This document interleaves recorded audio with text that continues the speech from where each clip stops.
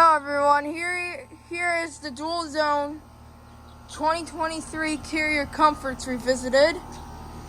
I got a startup of this one last summer, and this one, the big one's running.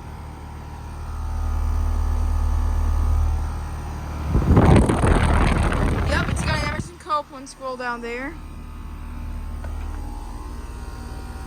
It's very cold and sweaty in the Delta temperature. It's 2023. It's a 4-ton. Actually, it's a 3-ton. It's mistaken from all that. A little bit of a rattle to it.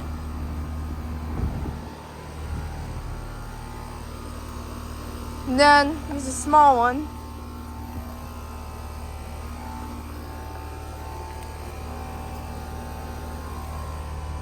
Another 2023.